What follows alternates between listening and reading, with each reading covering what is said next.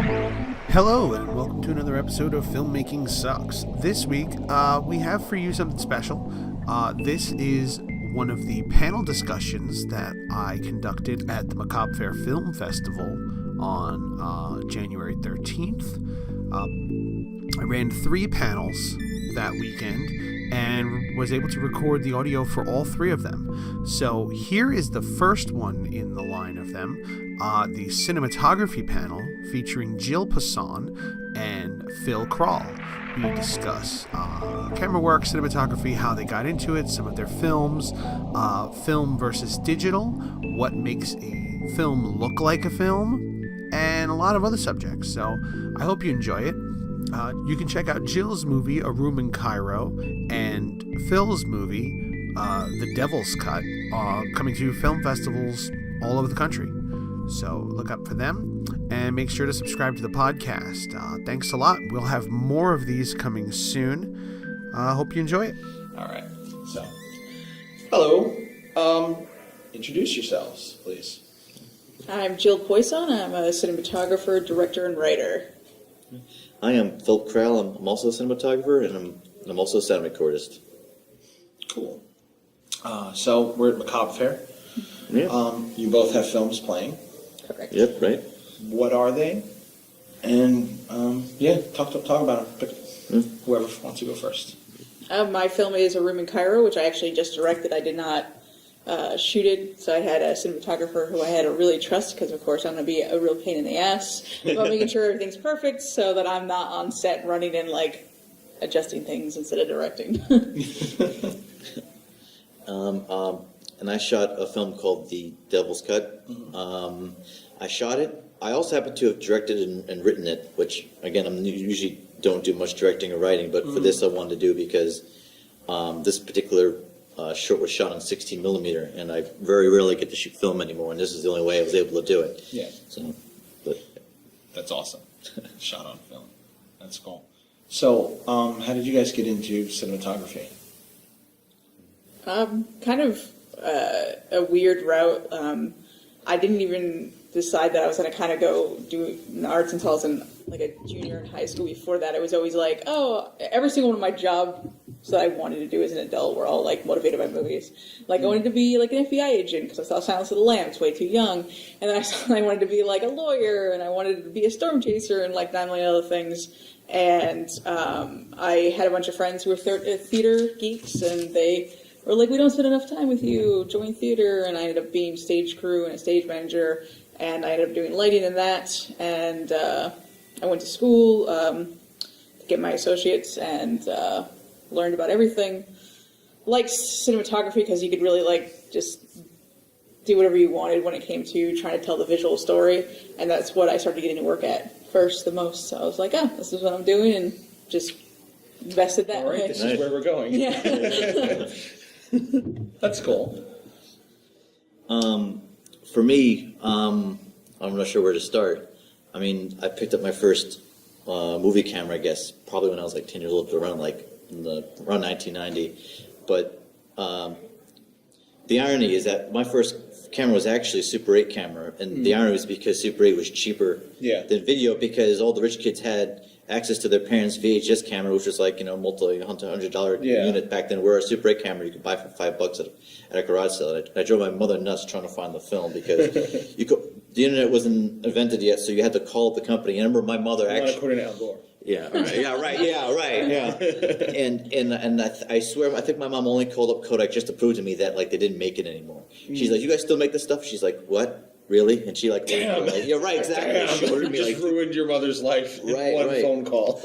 So fast forward to high school, and I only had I picked it back up then, but my two hobbies, if I could better term, my first love was the military. So.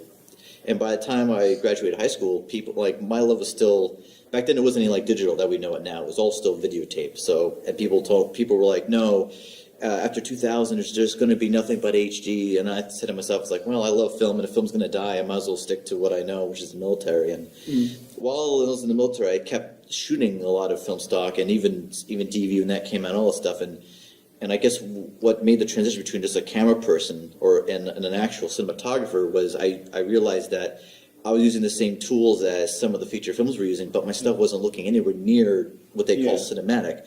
And when I started breaking down what makes something more of a piece of art and not just pointing a camera and shooting it, that's where I started looking more into the cinematography aspect of it. Okay. So let's go there then. I have an idea, to me, and I think every cinematographer kind of has their own vision in their mind of what makes that cinematic film look. And whether you're shooting on film or you're shooting on digital, when you're doing features especially, you want that film look. That's what everybody wants. Right. Give me the film look, and you get it. I don't know if, I'm not sure if you do, but I know you do like corporate videos and stuff like that. Yeah. You work for clients. I do as well. You do that. Okay. Yeah. So you know that you have your clients will come to you, I want that cinematic look. How do we Right. get this? And basically they just want you to get the biggest, most expensive equipment, show up, look really fucking impressive, and do the same thing you could have done with half the money. But they're paying, who cares? That's their dime. When it comes to your films or when working on films, so we're gonna put all that corporate shit aside. Right. Yeah. Creative films.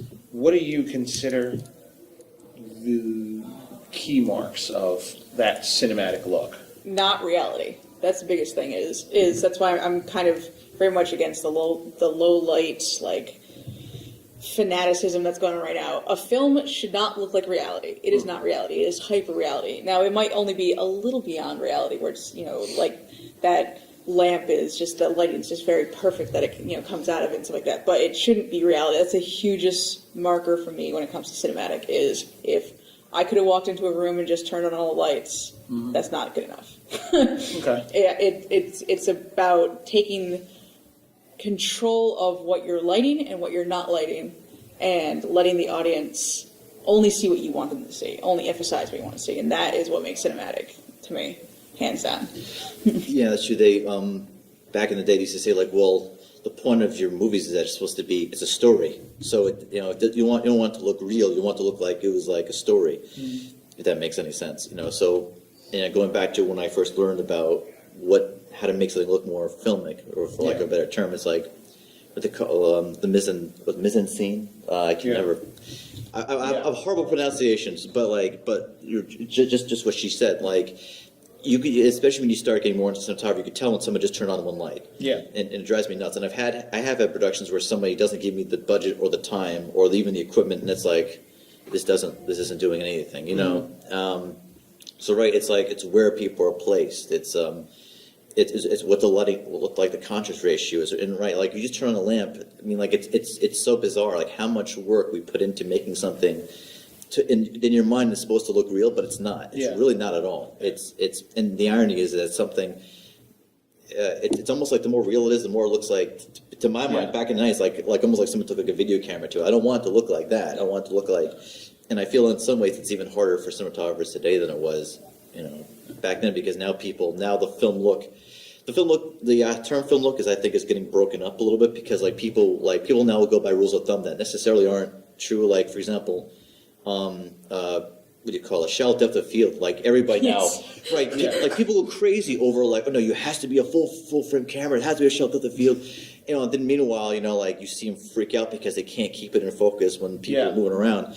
It's like there are rules of thumb that people kind of go by, but that doesn't always necessarily mean those are the rules. But one thing I think that a lot of people realize is that when you do buy that, or do have access to that $50,000, $100,000 camera, that 2K, 4K, a lot of people realize that it looks like video if you don't manipulate it a lot. Like it looks a lot of post processing, specific lenses, specific lighting. Yes, well, it's a lot of people don't realize it's also.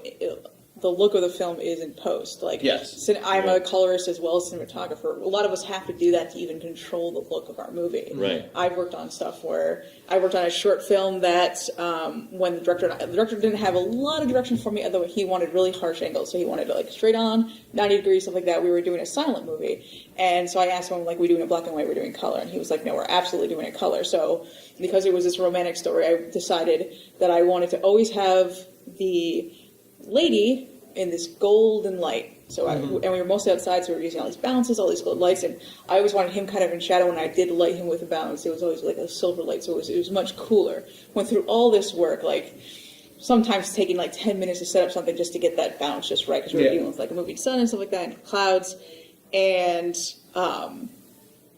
he had the colorist, who was the editor, make it sepia. Really? All my work was Turn the whole pointless. thing- Yeah.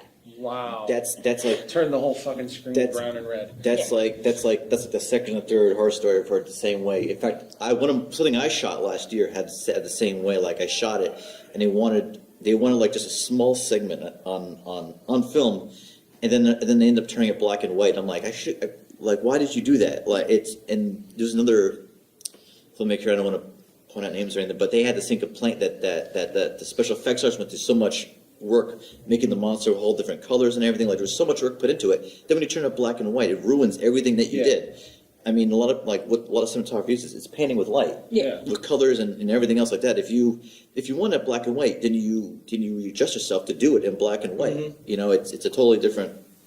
I've had that argument before. We did a short, Attack of the Brain People. It's 1950 sci-fi, so it's in black and white. It's got all those old cheesy effects.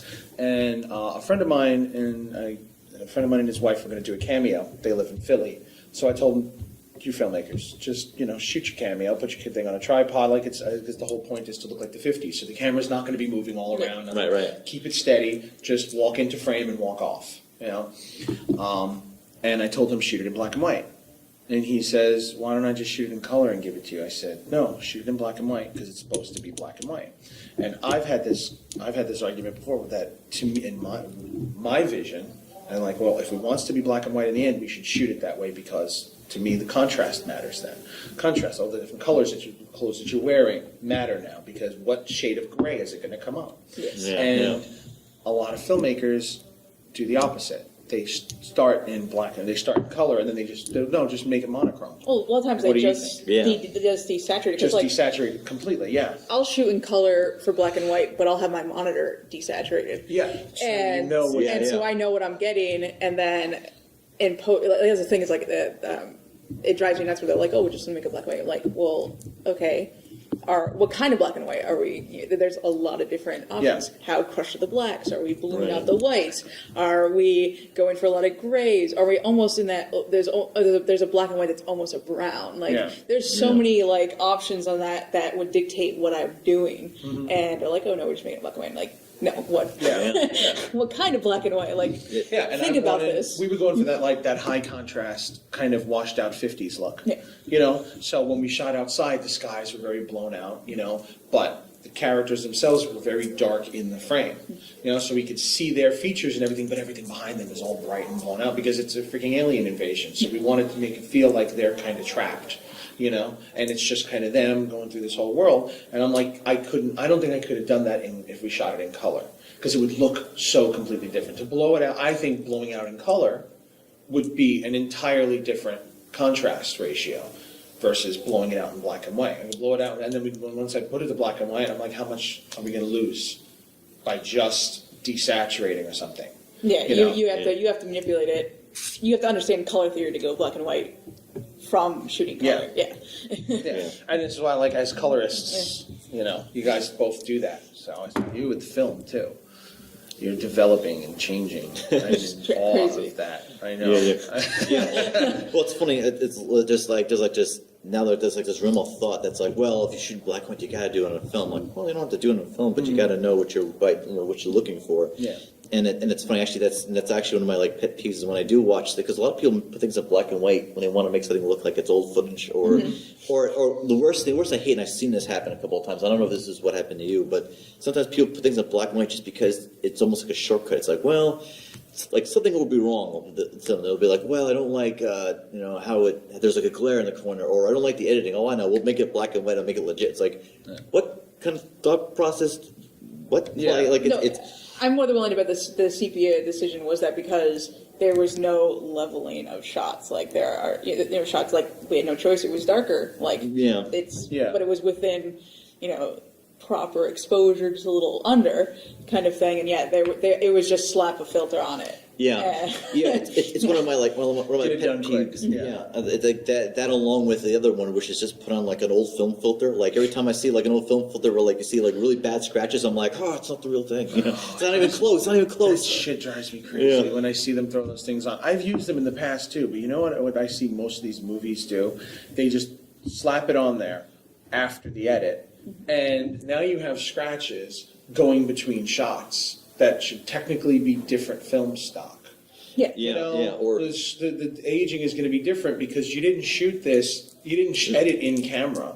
You shot this differently. Right, yeah. The film is going to have different gradients, different, little tiny things, and I'm watching this yeah. one grain go across 15 Right, seconds of takes. because usually it's also looping too, right? So you see like exactly. the same. So 3 minutes later, like I Right. recognize that piece of hair now. I just see too many like digital artifacts too. I'm Yeah. like, oh, this was shot on, especially way back then when everything was on DV. It's like, no, it doesn't make any sense. For Flesh of Inferno, we did that, but we did put noise and grain and scratches on After Effects. But I was like, okay, we're going to pretend we shot it on 16 millimeter. We got real, where basically someone just ran. Tellison? Yeah, and I picked in what sections what we were using, so there was a different color stock. So like on certain scenes, maybe it was a stock that was a little magenta, and I went back and forth and kept the same stock. So yeah, that's something that nobody thinks about. Exactly. Even something as simple as going from day to night, you're going to two entirely different colors it's a here. completely You can't different have the film. same color of grain thrown on top of it. If you're going to do the digital grain, it can't be the same color if you're going from day to night. Right, That right. white is going to change to orange or to blue or to yellow. It's going to shift. Yeah, I think every good colorist, and I know I have my own stock because I take sections of film that had that just blank, like for example, like if it was white out or like in the beginning or end of a reel, and I save it just for that, so I could, because okay, if I'd rather do that than I'll just go on and look up a filter. It's like, it's with anything within cinematography. It's not not everything. You can't just put on one filter on something. Every project, you had to put your own. Yeah. Skills into everything takes a little bit different manipulation than each other. That's what it's about. That's what makes it an art. Now, I don't know if you guys have been able to see each other's movies yet, but your visuals are like polar opposites of the spectrum. Really? His are darkness and shadows. He's got a lot of sorry, let me be specific. In The Devil's Cut, you have a lot of, it's in a dark room. Everything is based on what you do see and what you don't see. But meanwhile, Room in Cairo, it's almost like you're on the sun. Just That's the what I amount of wanted. light flooding in. What was your process in developing the visual style to tell the story? How does it lend to the story? For A Room in Cairo, because like what I was trying to tell, which maybe is way more subtle than I was hoping it was going to be, was I wanted to talk about American interventionism in the Middle East. Okay. So I came with the idea shortly after the revolution in Egypt, and we were already starting to like meddle. Okay. And so basically, I kind of wanted, because the situation is where these two people are probably doing the same. They're literally doing the same work, but they're opposed with each other because they're representing different governments. So I kind of wanted it to be this just bathe of that lights the best cleaning in this kind of thing. Okay. It's just like everything's on the table very quickly in that movie, and I just wanted to be nice, bright. It was not in shadows. This awful thing was happening in a nice sunlit, early morning pretty, room. I wanted. It's what happens in the movie is very ugly, but the room is beautiful, and it's like and how it's lit and stuff like that. Watching it, I felt like I was watching like an American, like a desert war movie, where everything is just very. I mean, there's a little overexposure. Like when you go in one direction, going towards the window, there is overexposure in there to make it feel like the sun is just beating down on them. But like you said, you go toward them. Everything is perfect in focus, in a proper exposure, and it looks like, holy shit, it's like fucking Michael Bay just shot this beautiful war movie. You know what I mean? Like, it has this very high production look to it. It's just perfect, and I just wanted to how you develop it. I mean, it was like Joey and I talked a lot about what the look was. I gave him like a bunch of movies I wanted, like obviously we had a reference Apocalypse Now with the color scheme a little Yes. bit, and so I mean it's kind of, we were lighting it with one by one LED panels. Like it wasn't actually a lot of lights in the room. Wow. So we had that on an auto pole above the bed. We had a 150 area lights, and we had two LEDs that were basically kind of almost in fixed positions, and we had one that just kind of moved around when needed. And then we had some lights on the green screen outside, which we had to keep on covering that up because we were getting too much green spill depending on the situation. And that's how we lit the room areas.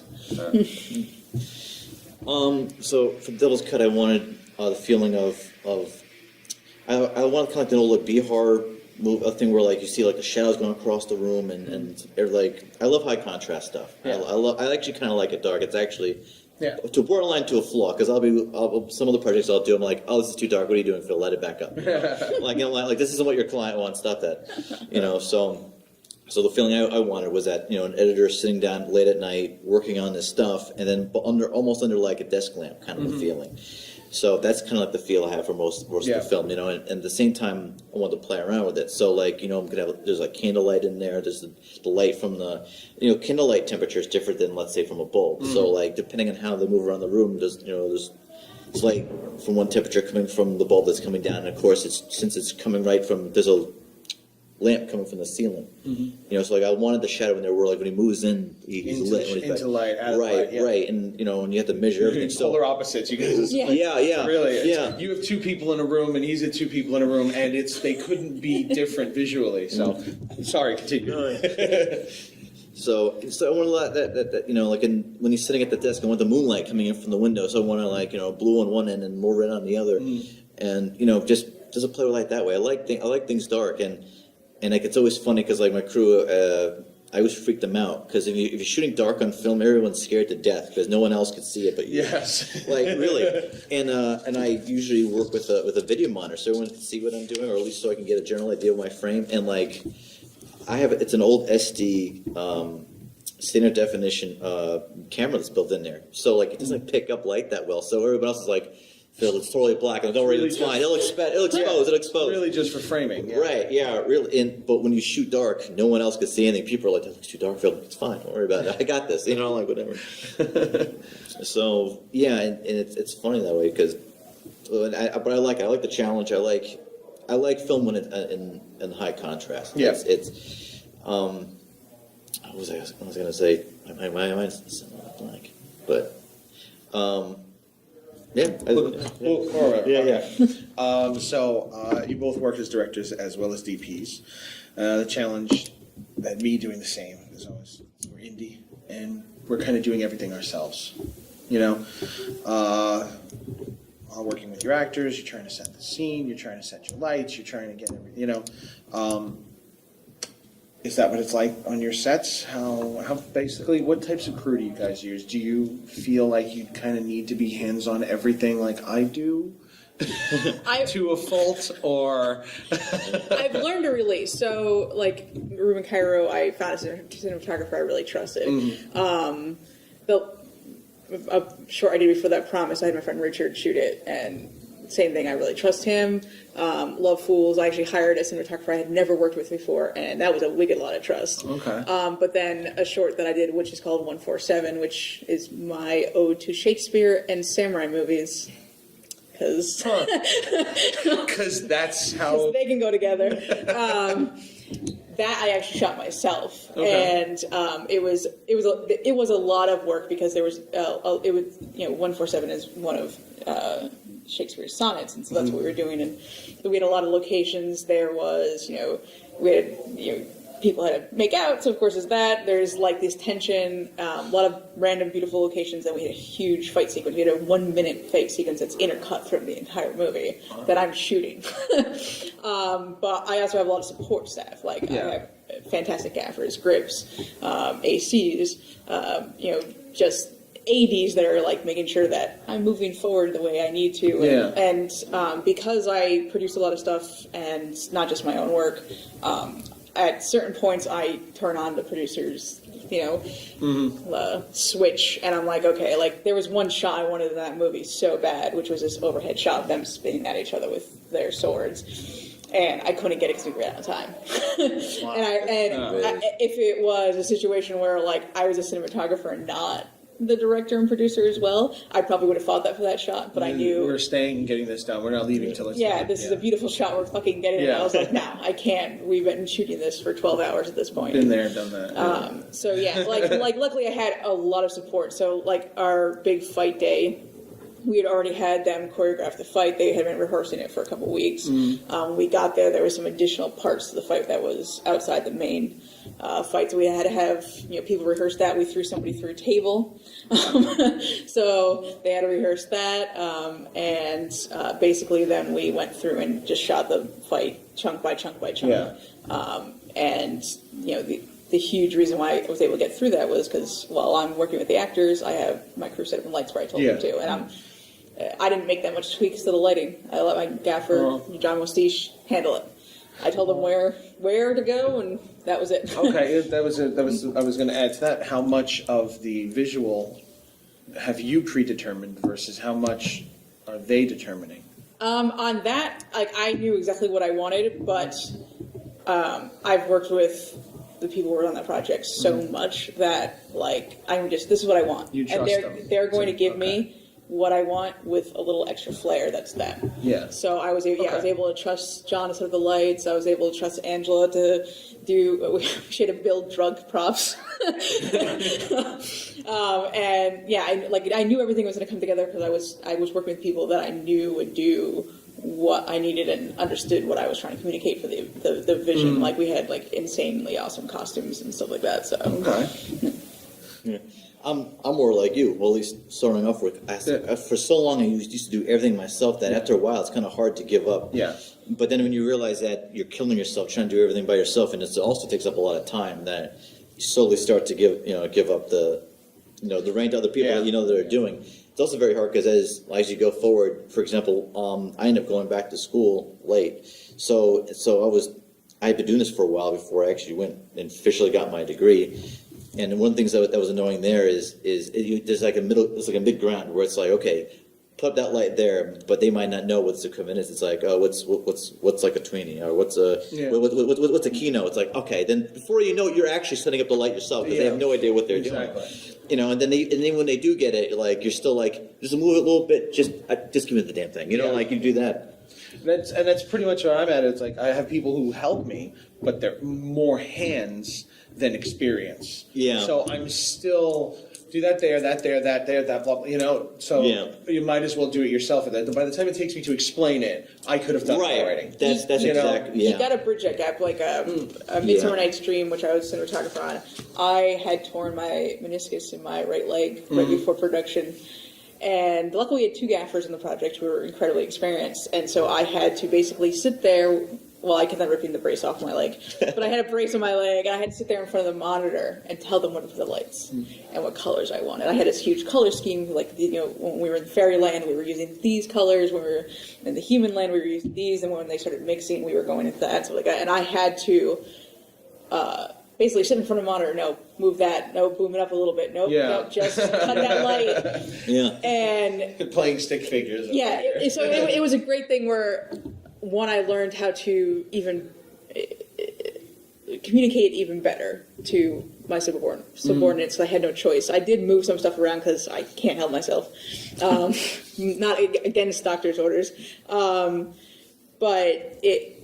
at some point you have to realize that they trust in your vision and you have to trust them to execute it. Yeah. So that's kind of was the biggest thing is doing it. You're never going to get as much done, or you're never going to quite get what you want if you're doing everything yourself. Right.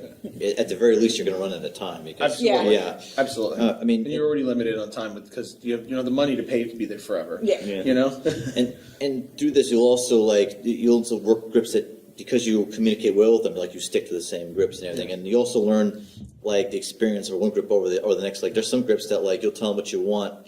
And you'll see them like checking the back of their hand, like, okay, is this light right? Like they know how to read the light. Yeah. They know like how bright this is or whatever. And if you it's nice if you tell them, look, this has to be this stop different. There's kind of like, there are ones that are so good that they could basically light the whole damn thing if you're going to know off the top of your head. But you, I think that would come with people who've worked with film, because you get used to, like, no, you got to know what that's going to look like, because you really don't. Yeah, it's but a lot of this developing. Your like communication has lots of good grips and gaff out there, but like the better ones you communicate with, and I feel that's like with everything. That's why you see directors working with the same actors or the same cinematographers. Like you develop that's how you get good lines. That you develop a. Just segued into the literal next Oh, question. did I? Well, I mean, Perfect segue. I mean, but I will say the last thing is that it's funny because it took me so long to finally make that jump. It helped me develop like a style I have in most of my films, which is like on a personal level. Like I try to do as much practical as I can, and then I supplement things. So I become so used to working with myself and having as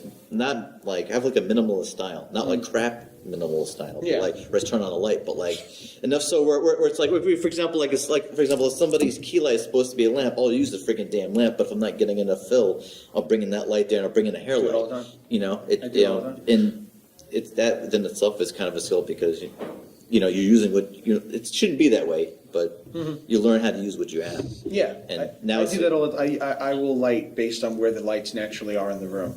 If there's a lamp over there, I'm gonna put a bulb. I'm gonna put a 120 watt bulb into that lamp, and I can just use the lamp now. If there's a window over there, I'm just gonna put a light right in front of it and never face the window, so that I can put a 600 watt light in front of that window. And there's always gonna be light coming from there. I'm not going to worry about the shadows. Just don't turn the camera that way, so we don't have to move the damn light because we don't have time to reset. Right.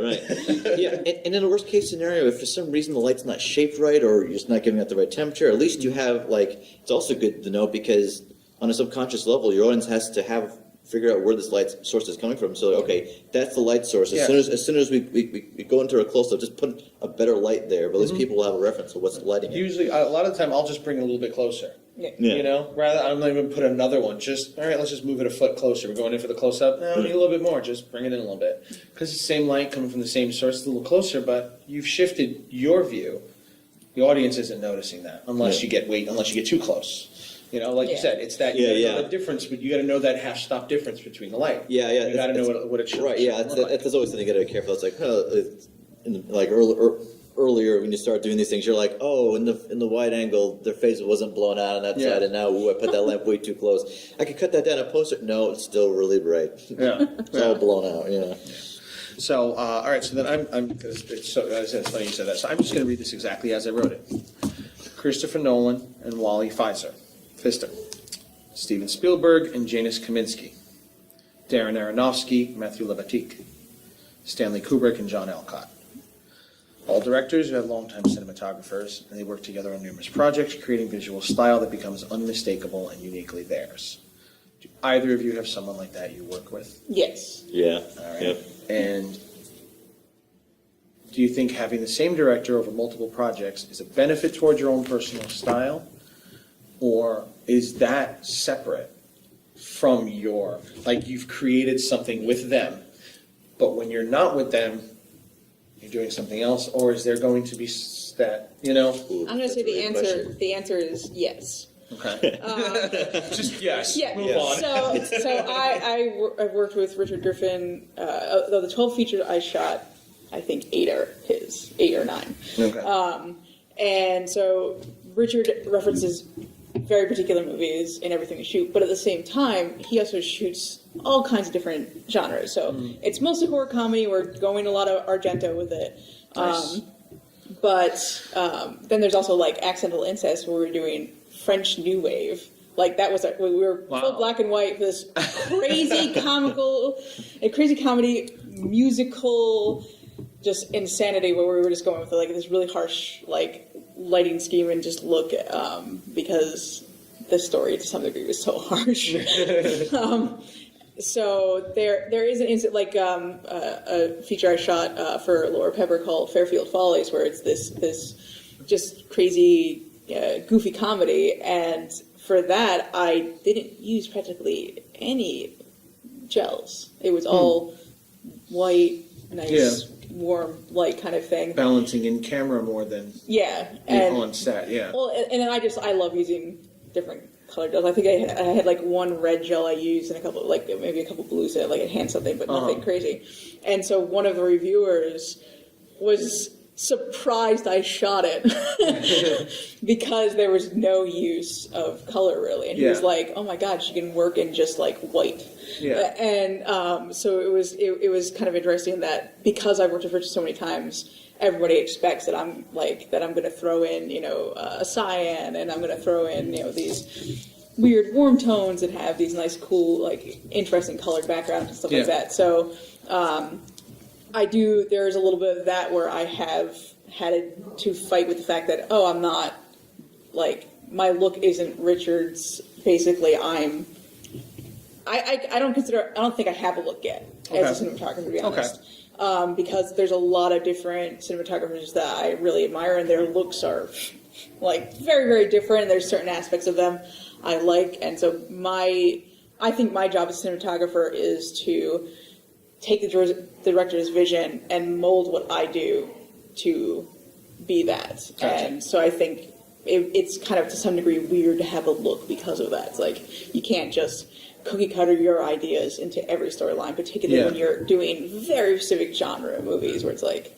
Kind of takes time to get to that point. Like if you're going to hire the guy who does Chris Nolan's movies, it's because you want it to look like Chris Nolan's movies at this point. 20 years later, at this point, you're hiring him because that's what he does. Yeah. Right.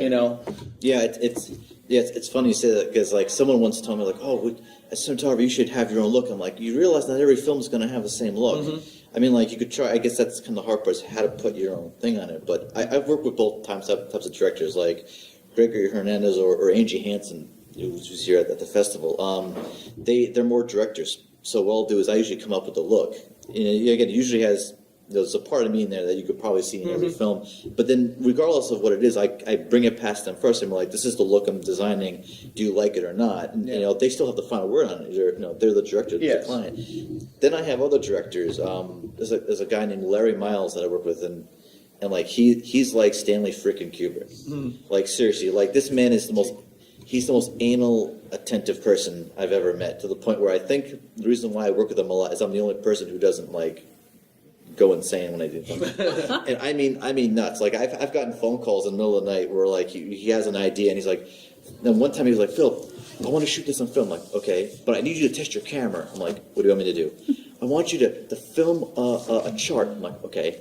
Then I want you. Can your camera go in reverse? I'm like, no, but I could backwind it maybe. He's like, okay, I want you to backwind it and film the same thing twice. I'm like, why? I want to make sure that the lines are perfect and the so and so and so and so. I'm like, you're out of your damn mind. No one's going to give a shit. Forget about it. I'm not doing that. Then I remember I said to him, do you want me to try it underwater while upside down while flipping it in the air too? He's like, I take this very seriously. I'm like, I bet you do. And he's the guy who he designs the entire look. Absolutely. It's like if he says I want this way, done. I'll do it exactly the way he wants, and even then he'll still drive me insane. He's like you do a pan, and he'll be like, there's a little bump. I'm like, there's no bump. There's a bump, and we'll review the footage. I'm like, there's no fucking bump there, man. You're out of your damn mind. When you hear stories about Stanley Kubrick and how he did check 5 different lenses. I've done those tests with him. Yeah. Where we've rented the same lens from Adorama or an Able Cine, and then we'll be like, this one, which one do you think is sharper? I'm like, for the love of God, you're driving me out of my damn mind. It's some the thing that's kind of magical, but also kind of crappy about being a cinematographer is that you as a cinematographer you care about things that your audience doesn't. Mm-hmm. There's so many things where it's how's the story going? Yeah. On your it's this isn't going to be sharp enough. It's listen, we live in an age now where they're not going to care about that. This is slightly, for example, soft focus might be a good look that you want for your film. Yeah. And I've gotten that whole discussion where it's which ones do you think is better? I think this one's sharper. This one, I'm like, well, you're going for sharpness, or you're going for more of a dreamy thing. There's so many different things you want. But he's the type of guy where I almost have no say in it, which is fine by me. It makes my job a little bit easier because I'm like, okay, that's what you want. That's what I'll do. Then we'll usually work together to make their vision. But but it's a give and take. It depends what director you're working with. Okay. had somewhere else to go with that. But Yeah, I'm sorry. I No, it was just like, wow, that's really because like, all right, I'm as you know, I'm kind of getting away from movie. You're running the camera myself, you know, Yeah. so that's why I'm like, I want to do this panel because I wanted to hear how cinematographers see things because I see it as a director cinematographer when I do something. So I have to start learning how to talk to cinematographers and what it is you guys are looking for and what you need and things like that. So when you're going into a project, how do you prep with the director beforehand? The first thing I ask, even when it's like it's still like in the interview process or whatever you would call it. First thing I ask is, what are 3 movies that visually or tonally they think is similar to their movie? Okay. And I'll go watch them. That's a good one. And that will give me a lot. And then I'll read through the story and I will start, like, I'm a super visual person, so when I read a story, I will visualize what I think it should look like. Absolutely. And so then after that, I'll go to the director and be like, okay, so I think this is the kind of lighting scheme we probably need, and give them samples so they can do their homework, so they understand what I'm talking about, because not every director even knows what lens you should put on the camera. Yeah. Or like, I want, they'll put up a box to like a person's face, and they'll be like, I want this. Like, okay, so you want a close-up, all right. Well, because of this scene, I'm going to put it on a 50 instead of 85, I'm going to move the camera in. Or I'm going to move it back, put it on 85 because I really want to get a lot of compression. So it's like, it's kind of a situation where you have to figure out with your director right away how camera and lighting savvy they are. And then once you figure that out, Make a language. Develop a language between them. Okay. Yeah. Okay. Yeah. I wasn't cutting you off. It's basically that, and then I'll run because like I said, most of the time I'm going to add gels to it. So then I'll run a color scheme by them. I usually build it in Adobe Cooler. I'll be like, kind of the 3 to 5, or in Midsummer Night's Dream, 20 different colors that I'm looking at and kind of go from there and break it down. And sometimes I get shot lists that they make, sometimes I'm making shot lists, and then sometimes it's kind of a collaboration in between. Okay. Yeah, I do something very similar. Like, that's actually a really good idea to have 3 samples. The first thing I usually do is I ask them, is there a look do you already have in mind, or like, is there any inspiration that you have? And I try to see how much control they want. For example, like many directors they don't know that much about lenses, so they won't be like, this has to be shot on 25, or else I'm shooting with Larry, and it's like, so like that. So then you talk to him about things like that, or like the one thing I also asked him is about storyboarding. I'm like, do you have a storyboard in mind? Or a lot of directors have like a scene that they have in their mind, like everyone has like the one shot that they really want to get, the one where it's like a huge, like a huge pan, or the entire movie right, comes to an end if we do not make this shot. Right, yeah, exactly. All hinges on this 2 seconds. Right. So I know what things like how much control do they want, and and you give it to them, and then whatever things that they don't really necessarily have an opinion on, you help them out with. You're like, okay, if you're not sure about the look, I'll develop a couple looks, or you please see a couple movies and tell me if there's an idea of a look that you like. I'll show you my samples, you show me yours, and then if you don't have much to fill in the blanks for the storyboards, then I'll do it. If anything, I kind of like it that way, because like for me, like one of the things that I learned the hard ways about the cinematography is that movement is like a big deal. I mean, I think it's one of those things where, going back to thinking about being what's cinematic, it's like one of the things you learn is that, wow, there's so much movement in films. You don't realize it until you're sitting there studying. You're like, oh yeah, like, who was it? Was it Spielberg? They said like something should be moving in every frame. It's not the camera, it's the people, and it's like, right. Fincher does that too. Even when he's locked down, there's something. There's always motion somewhere. And at the same time, you have to also be careful with that. Like, the most annoying thing is just putting what they call the drift. When something's drifting, and then you're like, okay, there's no reason for this to be drifting. I'm just getting really, really sick. I should have done that. That was stupid, So, but yeah, that's when I talk to directors, see what they want for sure, and then I try to see how much control they have. And then if they want like 99% of control of everything, try not to put your ego in the way of it. Be like, try to think of it as, okay, great, this will be easy. They're calling all the shots. That way, if they come back to me like, that pan was horrible, it's like, what was your idea? What I say to them is, when they give me a suggestion that's bad, or I've had directors like, no, turn that light off, it doesn't look right. I'm like, oh, that's how you want to be remembered. Yeah, sometimes right. If it is that bad, and I mean, if there's no reason for it, like, or I try to do like the mid ground, I'm like, oh, how about we shoot it both ways, and in post you could decide which take you want, maybe, or like you're right. And like if you really feel strong about something, then then you try and stand your ground as long as you can. But at the end of the day, they're still your client. It sucks, but I feel like that's more professional. And that's what kind of inhibits you having sometimes that personal style as well. It's like they're still in charge at the end. Like you said, you haven't developed one yet because it's really, you're working with so many different people doing so many different things. It's like, at what point does this become yours, or was it just that that's what the project called for? Yeah. So then, do you guys have anything that if you look back over your projects, all the different directors, and you say, holy shit, I do that a lot. You don't even think about it, but I do that a lot. I've found that I always have a shot of somebody walking down a hallway towards a brightly lit door. Always. And I don't do it intentionally, but for some reason I just like people walking towards doorways with a bright light coming through it. For some reason, I don't know why I do it. I would say the closest thing to a style that I have is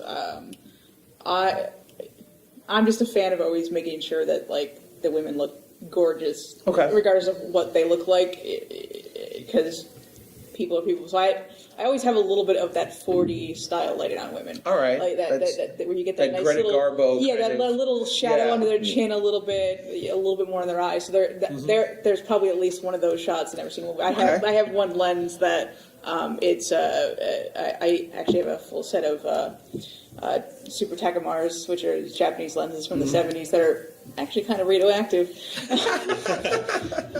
So I have one of them I barely use it. It's my 55 millimeter because it's actually a little warm. You keep them in a water-lined box and no, they're in my closet. And next to the jacket that I'm wearing right now. Is it is it the actual numbers, or they have the radioactive stuff on the numbers on them? No, the coating on the lens itself.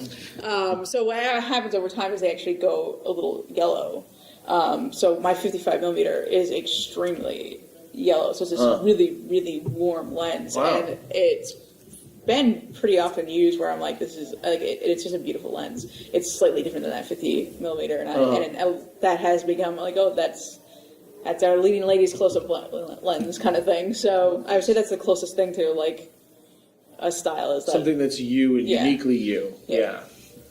I'm trying to think what's uniquely me, other than of course dark and contrasty stuff. I've noticed that when I'm going through my old films, that like I go through like trends. Like this one will be like, oh wow, I drifted too much, or in this one I have lots of close-ups. Recently, the thing I'm doing now is a whole lot of like one takes.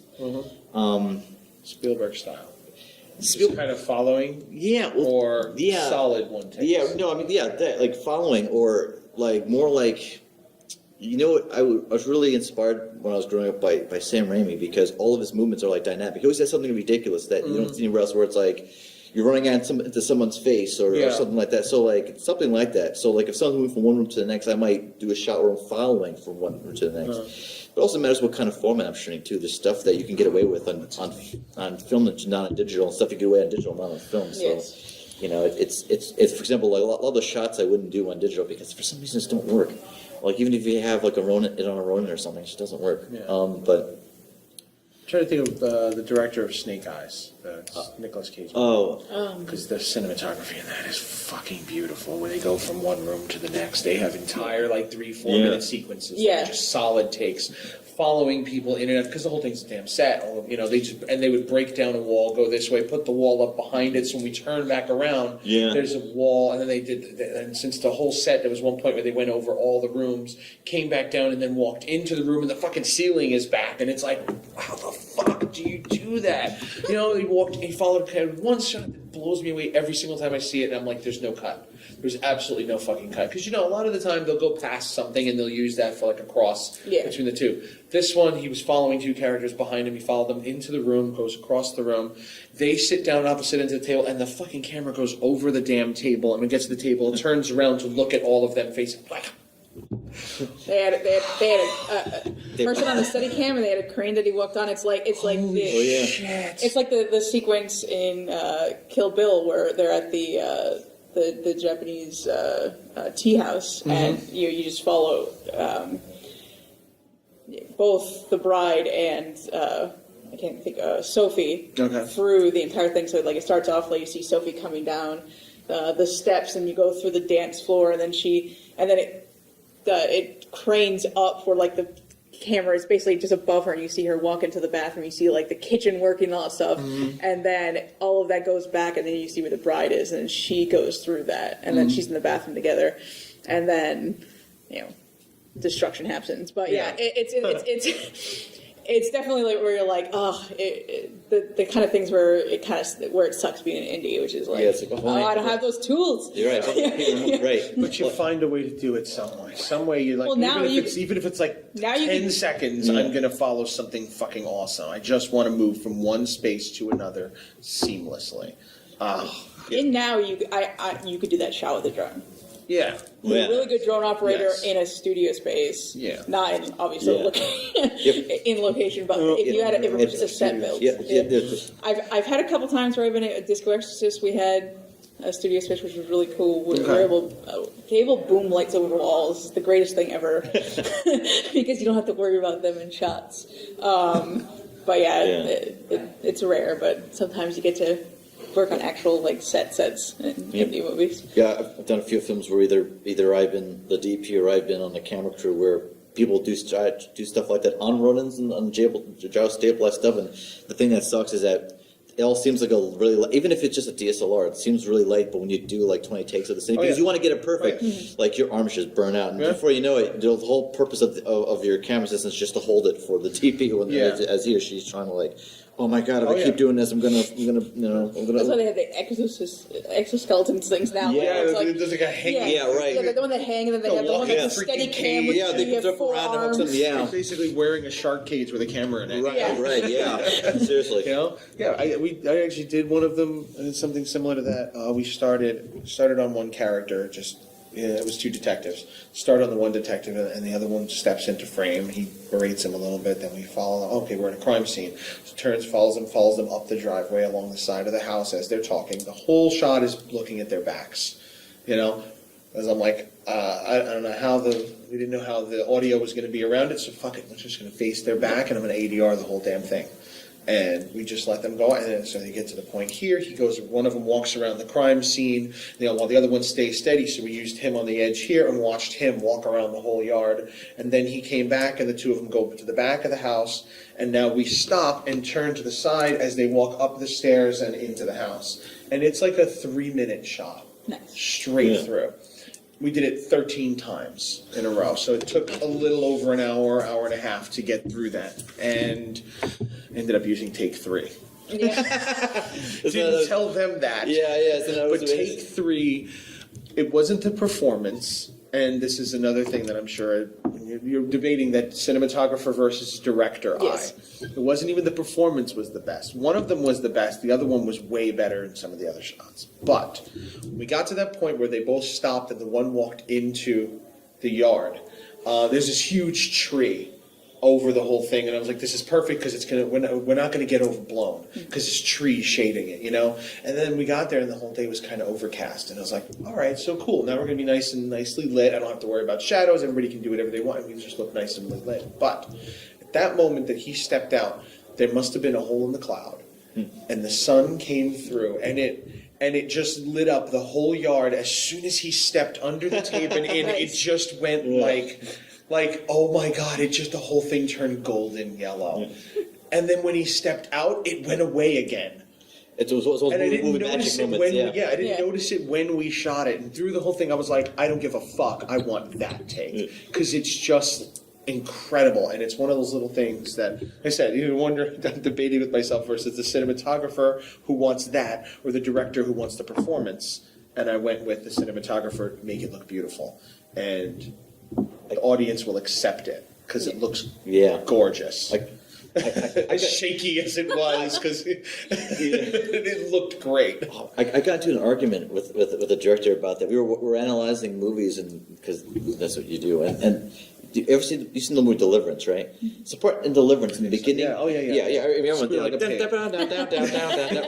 right. Screw like a pig. Oh yeah. There's Ned Beatty. in the very beginning of the film, where you see all the guys like come out to the country and get out of their cars and they're talking. There's a part where they're sitting there, and there must have been like a tree overhead. And right, as you said, the sun comes out of the trees, and they weren't out in the sun. The tree was still blocking them, but you could see like these like dots along the ground because the light was coming to them.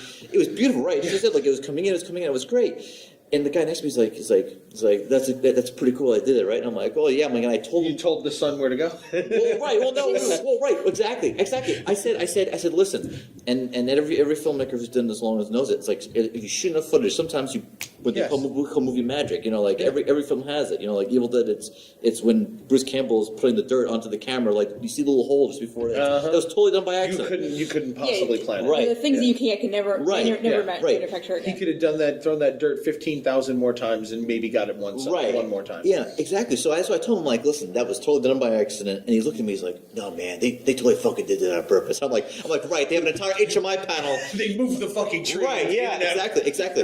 And we got into so many, and after a while, I didn't want to argue with him. Like, you're right, they totally did it on purpose. And then like a week later, he got on, it's funny, like. He put some Freemasons in, and they set up the whole place this way. The sun at this moment, at this exact second, for 30 seconds is going to beam down on this, and we're all going to glow. I mean, there probably are directors who were that insane, but like I looked at it, I'm like Stanley Kubrick. Right, exactly. He would probably be portrayed. Absolutely, yeah. He's usually the only director who could get somebody to pay for it as well. Yeah. Nowadays, Chris Nolan could get somebody to pay for it. Yeah. You know, because oh my god, Chris Nolan likes to throw fucking cars off of things. He builds all those cars that crash into things. He builds a giant fucking slingshot, puts a car in it, and flings it off.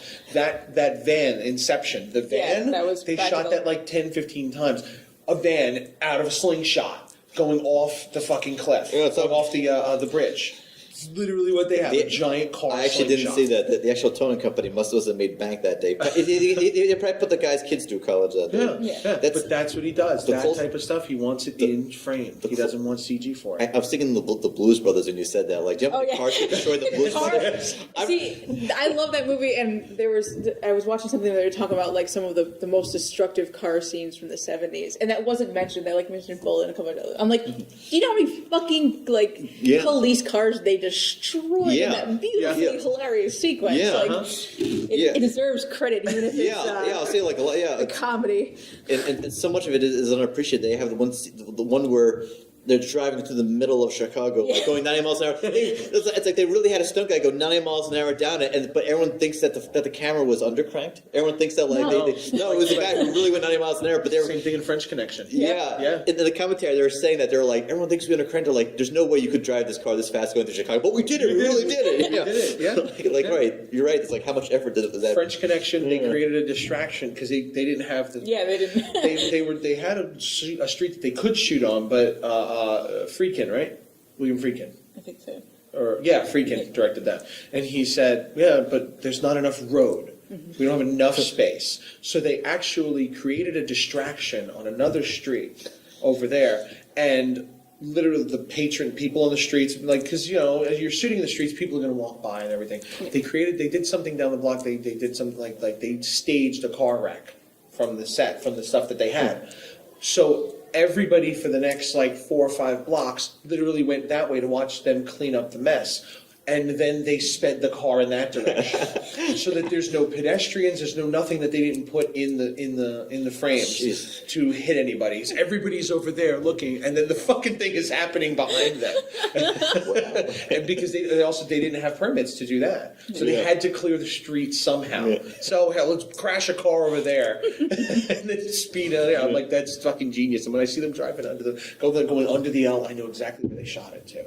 Exactly where they shot it under that, because the train themselves, the actual pegs that hold the L train up, are in the middle of the street.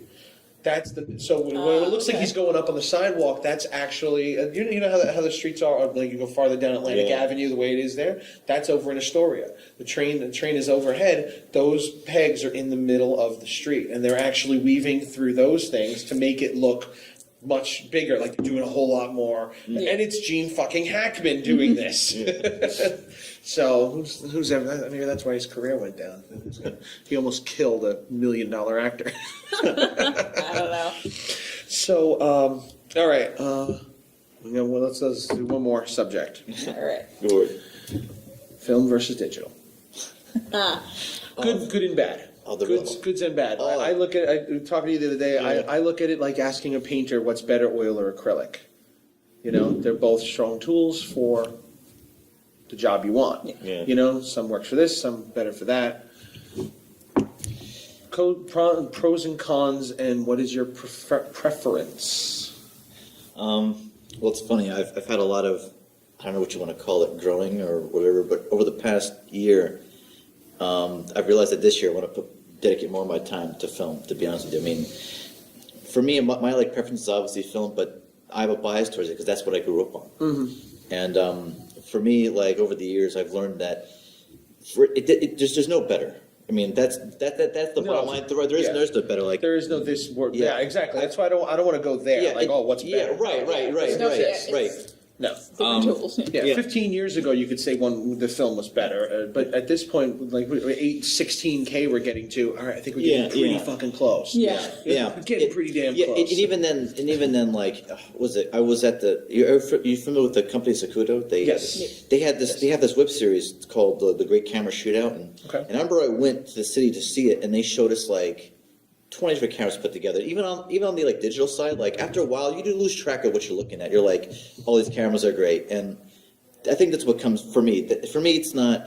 For me, on a personal level, what really drove me, wanted me to do more film work this year is that it's not the formats that I prefer one of the and I recommended, but it's the culture. The culture has changed so much. Yeah.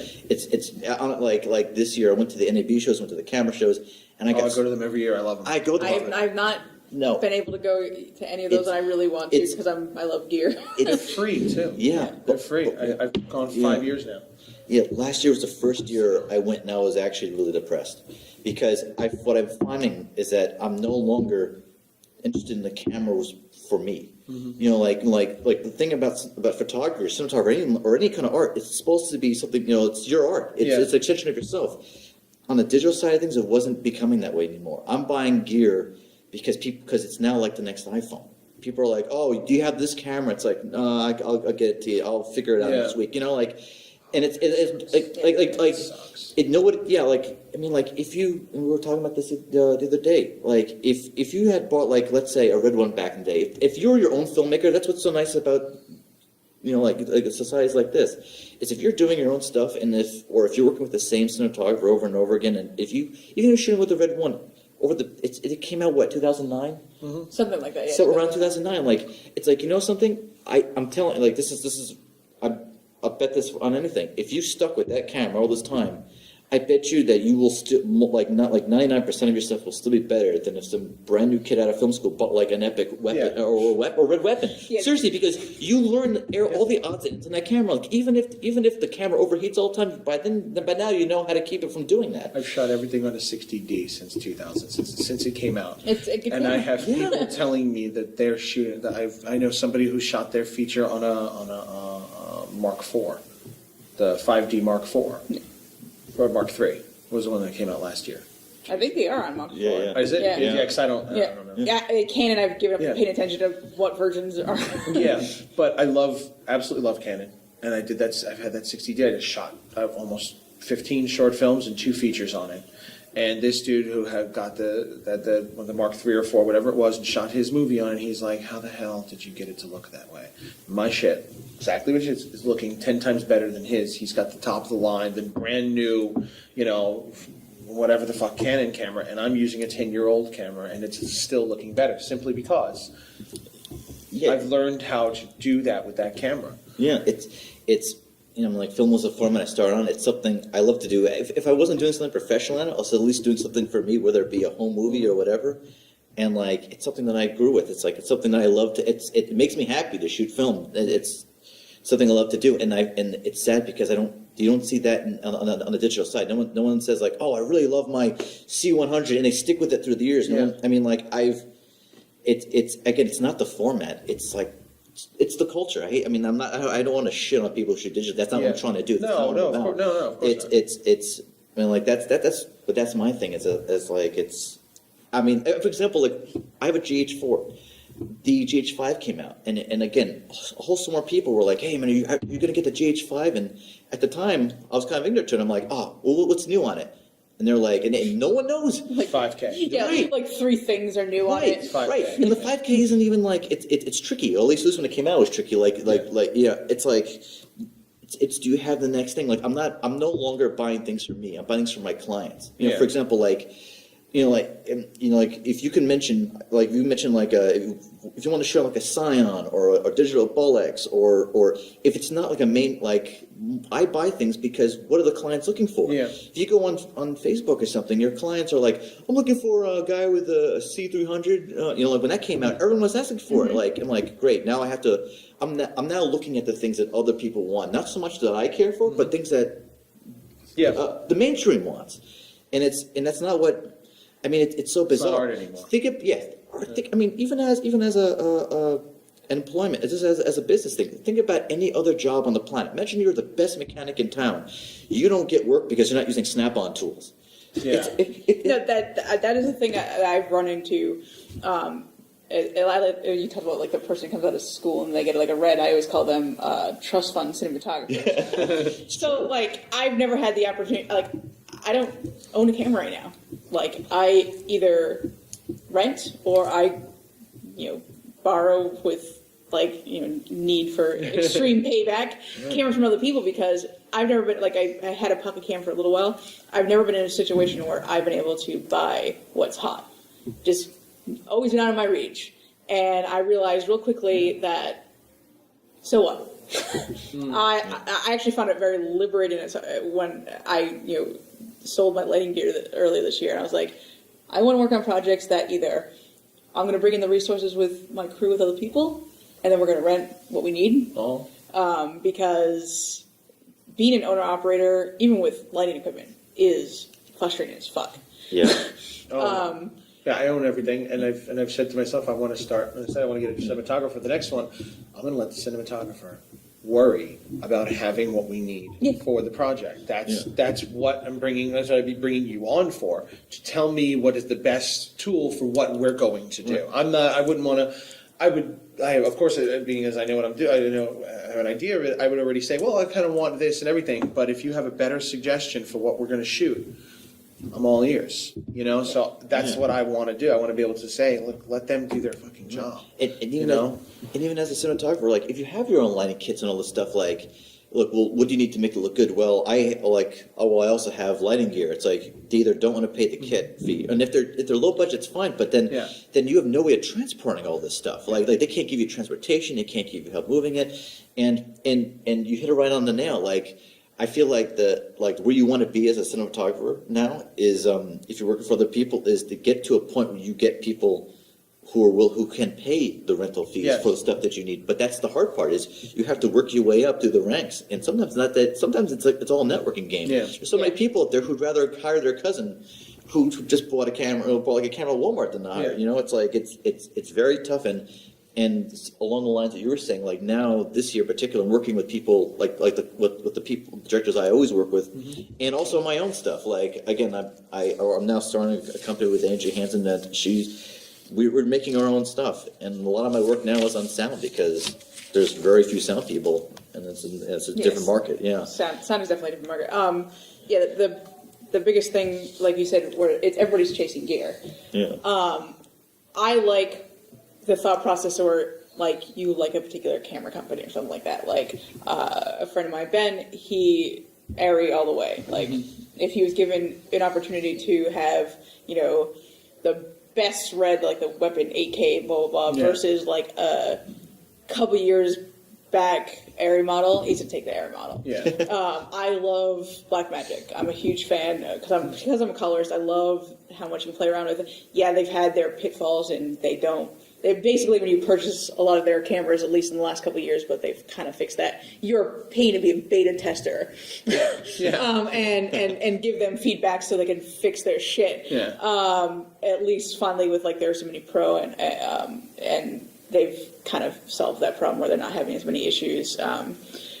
But that, I like that culture better than, oh, this is a hot new thing, because like, one, you never learn, because like, if you use a Blackmagic, it doesn't matter if you use the pocket camera, or their original cinema camera, or their Cinematographers Pro, or their little tiny micro, you know how to run that camera in some form or fashion. Yeah, they're all a little different, but you understand that camera completely. If you're using Aries most of the time, you're understanding that. If you're using Reds, you're going to know that. Yeah. It's really hard to know every camera brand's, stay on top of, like, the amount of money you would vomit up Yeah. to stay on top of things would be insane. So I like knowing the information. I'm not going to go run out and buy the stuff. In regards to film and digital, I've only shot on film once, which was we shot a fake porno scene for Disco Extras on 8mm. And so that was the only time I ever shot in film. I've had a couple of opportunities almost come up and then just didn't happen. I would definitely love to shoot film again, just because I do think it's a completely different discipline where you have to like focus on a lot of things. There's the whole mentality of fix it and post. I fucking hate. You can't do that with film. And I almost wish that every director had to shoot one film on 8mm or 16 or 35. Just one. I don't even care if it's 2 minutes long. Just one. I would be happy, because then they would understand, I think, our jobs a little bit better and understand why we're as picky and anal as we are about things. But I don't see the bad thing to some degree with film dying out, because I think a lot of the diehard, like, film angelists, as I like to call it, they try to pretend that it's a permanent medium, that if you shoot on digital, it could be gone, which is true, but how fast film deteriorates. Like, there's movies, like right now, right this moment while I'm saying this, a film is dying because nobody digitized it. When listeners listen to this, right at that moment's happening, another film from like 1920s dying because no one digitized it. I actually have to slightly disagree with you on that. You disagree? I'm sorry, I have to, because again, my very first camera was a Super 8 camera, and every other year I'm told, hey, they're going to stop making this stuff. No, they're going to keep making it because there's people who want to use it. Right, but I've gone through VHS, DV, Video 8, DSLR. Like, the one thing that's been consistent, ironically, is my Super 8 camera. And in a Super 8, you are right about one thing. If you're not careful about archival, it's gone. Right, a film will die in about 100 years, but that's still 100 years. Like, I've lost so much footage to disc rot, bit rot, and since people are so crazy about 8K, I've lost an entire days of audio because somebody shook the recorder wrong. Yeah, I'm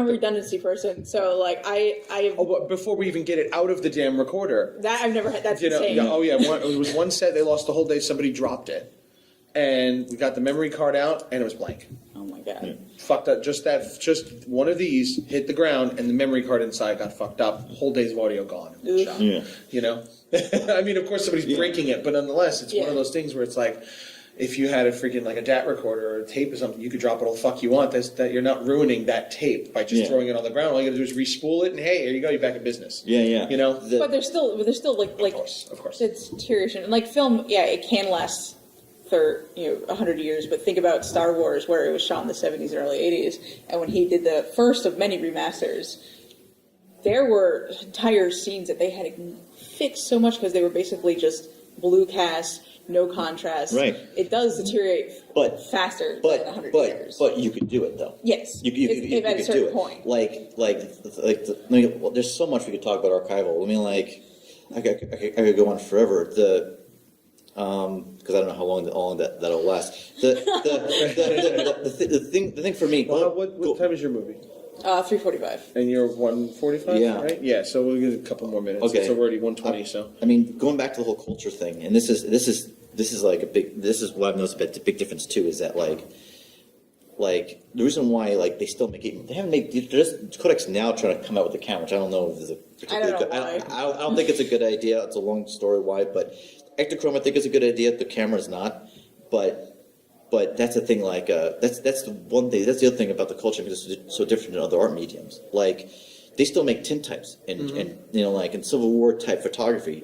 They still make paints. They still make 8mm film, and it seems like a bold statement, but if Kodak dies tomorrow and Fuji dies tomorrow, there will still be film. Yes. Because people make it in their basements. No one's making VHS tapes in the basement. No one's making solid. I mean, like it's. I mean, That's why I collect VHS, because there's a lot of movies that were shot on tape that will disappear. Yes. Because that tape, that tape is going to, if you don't digitize it, it will absolutely be gone very soon by just taking it too close to a fucking refrigerator. Or a magnet. A magnet is just, in 3 seconds, you're going to erase the entire tape. And the irony of that is I know lots of people who will even go more hardcore about the whole archival thing, and they'll tell you that magnetic tape is more stronger of an archival medium than hard drives and solid drives, because when those things die, they die, whether it's magnetic tape is physical. But again, in my mind, I'm always like, I've been to buy a couple of magnets, so I'm not going to regret it. It's like it's all relative. I think as far as archival goes, it goes back to the culture. Like I posted stuff on YouTube that was like, I have stuff that's when your Kodak gets to. And you have Kodaks that are going to be pumping out, well, like, how far is this going to go? Like 10K, 20K? It's absolutely ridiculous. What's going to happen is the stuff you shot on 1080, people are going to be like, this is a blurry mess. Yeah. The irony, and that's, which is sad. Like, to me, that's sad. Like, that shouldn't matter. But if people still care about that kind of stuff in the next 20 years, then film will still be okay. Because because the thing about film is it doesn't get any sharper than what it is. Like 16mm, like just barely, it's right under 4K. But it won't get any sharper, but it won't get any duller either. Like you just rescan it to whatever pixels you want. Like it's the film itself can degrade, but as long as you archive it early enough and take it and move it over, But the point is that nothing's perfect. No. That's kind of where we're going with it. Right. Nothing is perfect. Nothing's perfect, nothing's permanent. It's all freaking academic. There is no permanent. I'm not going to sit here and say like, no, film's better, but like I'm not going to. Also, I'm saying like the people who think that film is permanent is my issue. It's like, no, it's not. It's going to degrade like everything else. And everything degrades. You're right. Everything degrades. You're absolutely right about that. What I think the appeal in film is kind of that apocalyptic mentality. When it all goes down and all things over, all I need is a candle and a film reel, and I can watch a movie. That's all I need in the end. When there's no computers, no more electricity, I can hand crank a camera and still watch a movie. Yeah, well, you know what I mean. Well, that's like the whole historian thing. I don't there's been a few historians that I think that's where some of that mentality comes from. That I can still watch a movie in my basement with no power as long as I have my film reel. Yeah, there's that, and also the fact that historians have always been able to find like postcards and negatives from like garages and flea markets. But I mean, like we live in a generation we take 100 pictures on our phone, then when that phone dies, you lose all that data. I don't know. It's tough. It's all. We're not going to know for sure until the next 10 or 20 years. I'm not going to be here and be like, no, digital sucks as this archival medium. I mean, I think you were saying this before, and I was agreeing with that. I do know that every couple of years I take all the data that I have and I have to put it back on new hard drives to keep up. And it's getting the hard drive's been sitting in a box. It's going to turn on after a year and a half of sitting in that. You used it for a year and a half to edit your movie. Now you put it in a box for 3 years. Can it turn on? Because the motor could just be dead. A feature I was AD on, and I convinced the director because he never likes to have more than one drive, and I'm like, no, let's get 2. And one of our last days of filming, 2 drives were sitting, and I always put my drives flat. I did not have them standing up because that just calls for chaos. And the 2 drives were standing up, and someone bumped the coffee table, and one fell, and it was gone. And I was like, and that's why we have 2. So I'm going to the backup right now. All right. So we're going to wrap it up. Where can people find you if they want to hire you, work with you, or just see your stuff? Well, you can go to Poisson, which is JPOISSON, or I say Poison with an extra S. filmmaking.com. All my social media is linked on that, which is really easy. It's at Jill Poisson. I think on Facebook it's J Poisson Filmmaker, because I have a professional page and a private page. I mean, you can friend me on my private page, but I'm really annoying. So, and I'm on Twitter, Instagram, all that stuff, and that's where you can find me. Awesome. You go to my In a website. film archive somewhere in a basement? Right.